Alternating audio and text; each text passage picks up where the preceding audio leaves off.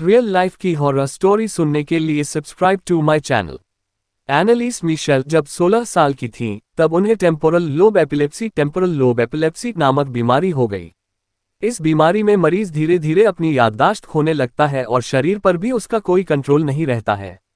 एनालिस के परिवार ने शुरुआत में अपने गुरु को दिखाया, लेकिन जब कोई सफलता नहीं मिली तो डॉक्टर के पास ले गए।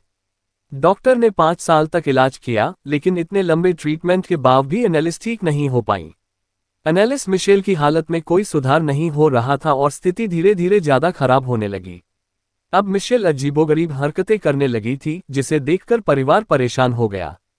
इसके बाद परिवार ने समझा कि उनकी बेटी को कोई बीमारी नहीं है, बल्कि उसके ऊपर किसी भूत प्रेत का साया है। इसके बाद मिशेल के माता पिता ने अपने जान पहचान के एस्ट्रोओड नाम शख्स को घर बुलाया। तब मिशेल फर्श पर पड़ी थी। एस्ट्रो को देखते ही मिशेल ने फर्श पर ही पेशाब कर दिया और उसे चाटने लगी। फिर पास रखे कोयले के टुकड़े को उठाकर खाने लगी। एस्ट्रो ने मिशेल के चेहरे पर एक अजीब सी हंसी नोट किया और वह समझ गया कि उसके अंदर किसी शैतानी आत्मा का वास है। इसके बाद एस्ट्रोओड ने एनालिस मिशेल का झाड़ फूंक एक्सोर्सिज्म यानी तंत्र मंत्र के जरिए इलाज करवाने की सलाह दी। फिर मिशेल के माता पिता ने 2 पादरियों को झाड़ फूंक के लिए बुलाया, जिन्होंने बताया कि मिशेल के अंदर 1-2 नहीं, बल्कि 6 शैतानी आत्माओं का वास है। इसके बाद उन्होंने झाड़ फूंक शुरू किया, लेकिन इससे शैतानी आत्माएं गुस्सा हो गईं और मिशेल की हालत पहले से और ज्यादा खराब हो गई। 67 बार की गई झाड़ फूंक के बाद भी एनालिस मिशेल की हालत में सुधार नहीं हो रहा था और शैतानी ताकतें उस पर धीरे धीरे हावी होती जा रही थीं।